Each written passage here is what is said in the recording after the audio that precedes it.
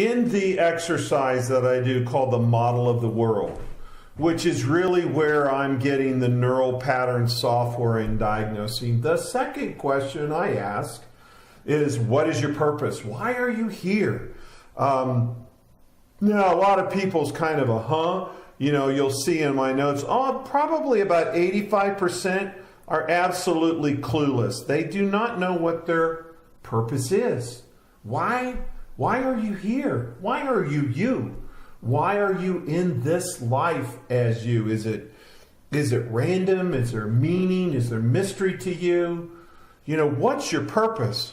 So I started looking. I go, well, let's see what great, awesome ones. I also had a on meaning of life is to find your gift. The purpose. I said, okay, that kind of feels good. Your story is still unfolding. I thought it was a positive and an uplifting one, but the reality is for many of my clients, not all for sure, but again, even in this high-end demographic of people who are really excited and motivated and pushing forward in life, you're holding on to an old story. There's some settling. There's some compromise that's taking place. It's what's my purpose? I don't know. And to really figure out what is the one true north, the one true door.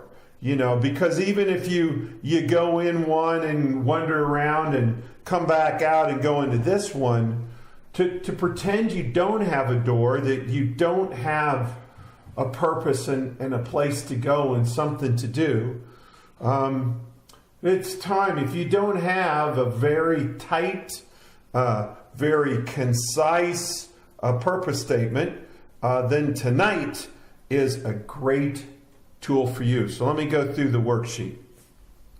I told you that if you don't know your purpose, you're in great company. A lot of people are that way. Now, to begin to build what a purpose is, first of all, you got to understand it is an action-oriented verb. It's to teach, it's to grow, it's to build, it's an action. Very rarely that it's the state of being, or it's a intangible verb that doesn't have an action to it. So you got to look at the verbs, and if you've done an MOW with me, go back and look at the action verbs. 2, it's not a characteristic or attributed related sentence or meaning. A lot of people, when they come to me, their first sentence is like, well, I'm here to learn. I'm here to grow. I'm here to have fun. I'm here to experience me. This would be more kind of in the being category. I'm going to tell you those sentences aren't wrong. They're not stupid, but those are more characteristics or attributes. We will tend to see those in the value sections when I say, what do you value? And you value learning, or you value growth, or you value humor, and their very, very massive importance. Those are values that we hold, but purposes. These are one tight, concise sentences that are going to go strike right into the heart of your soul. It's just going to be this massive rocket ignition, space shuttle endeavor lifting off. A big one, it's not to parent or to have anything to do with your kids. And this is a big one, because a lot of people are like, oh, no. I'm here for my kids. I'm here to be a great mom. I'm here to be a great dad. I'm here to parent. That's my purpose. I'll challenge that, because not only would your purpose be over when they're grown up or gone, and gosh, be it unfortunate that a few of us would ever lose a child on our watch. If you're 60 and they're 40, it's the worst, most painful thing to experience in this planet. By law, and this is a big one, You cannot teach your child what a purpose-centered person looks like and acts like. But so by saying that I am a parent and that's my purpose, you're dooming your children to not or to have a muddled purpose in their own life. They won't know what a purpose-centered person looks like. You can still be a great parent. It could still be an incredibly high value. Yes, you propagate the species. But as soon as they're grown and gone, they're your adult children, they're almost your peers. At some point they flip and become your parent, and you become a child again, blah, blah, blah, all those cycles of life things. It's not your purpose. Our purpose is not about us. It is about why we're here, and it will have typically some intrinsic value to others, to the planet, some value. You're here to create beautiful things. You're here to honor beautiful things, do beauty, do value, build, fix. So you're here to do. You're going to grow something on your watch, action, verb. And the last thing to understand that it's going to be a target audience. So the metaphor that I always use when you begin to do this, that if you know that you're here to teach, okay, I'm here to teach. Okay, who? I'm here to teach kids.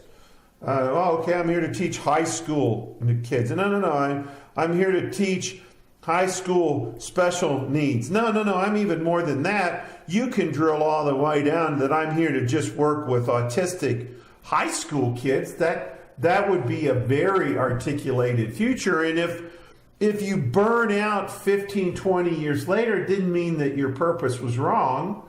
It just means at that time that you chose it, it was congruent to your matrix. It was congruent to who you are. And now that you're burned out, and then what happens if you understand this as a purpose, by the way, it allows you to not only take care of yourself, it also allows you to avoid the burnout because you understand this is a purpose.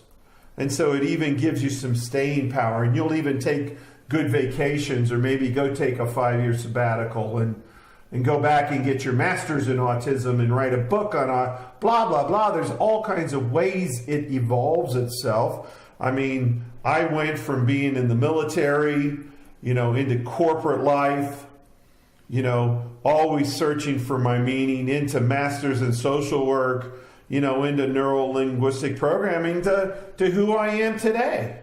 So this is an awesome as you begin to drill this way to think about it. Now, I think it's really important at this juncture to help people understand there's generally 3 reasons why people don't acknowledge, can't find, won't find, don't write this sentence, this tight, concise sentence I want you to write. For some of you, the purpose is just too large. It's solve hunger, it's cure cancer, it's peace in the world. The purpose is so large that you just don't want to own it.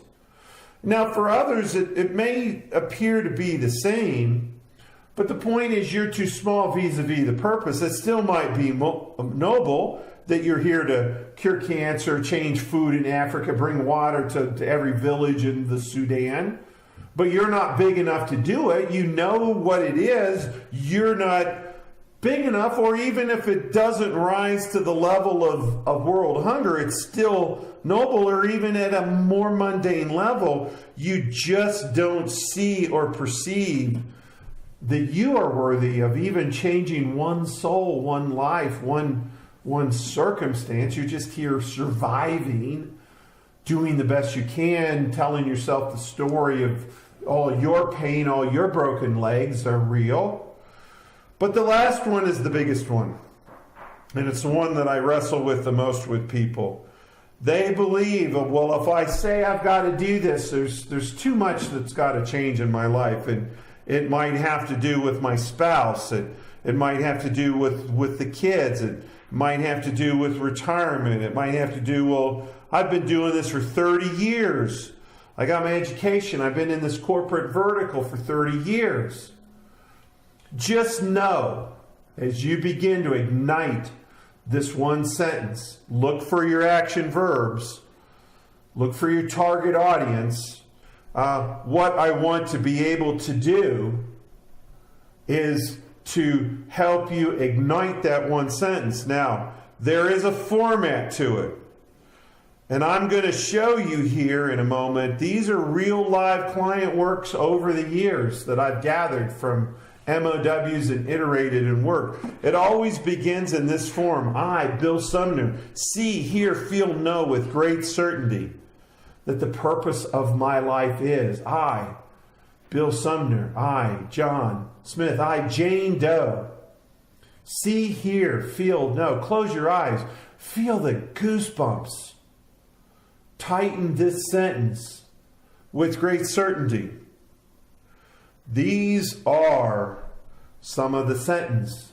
You know, they're not all perfect. You'll notice that at the end, and if you want this document, tell me, I'll send it to you. You know, I think there's still some more refinements, but the individuals I work with didn't agree with me. And, you know, it's always fine that people don't agree with me. But, you know, sometimes it's the verb, sometimes it's being, sometimes the audience isn't well articulated, and some of them are just spectacular. To create and teach, to make connection, to create and discover, to channel the universe and make it aware for those, to give inspiring light, to provide a safe harbor. Just some unbelievable sentences. And when you hit yours, the goosebumps that you have, the energy that you have, it's going to be pretty darn epic. Nurture, mentor, teach patriotism. This was a beautiful woman whose parents had immigrated here, and she hadn't gotten her citizenship yet, and she could never understand. You know, well, why, how could, because she was always drawn to being a patriot, but she wasn't an American. Well, who better to understand patriotism sometime than someone who fought hard to get here? You know, to embrace the ordinary and reveal its magic. Always one of my favorites. Just so many great sentences here.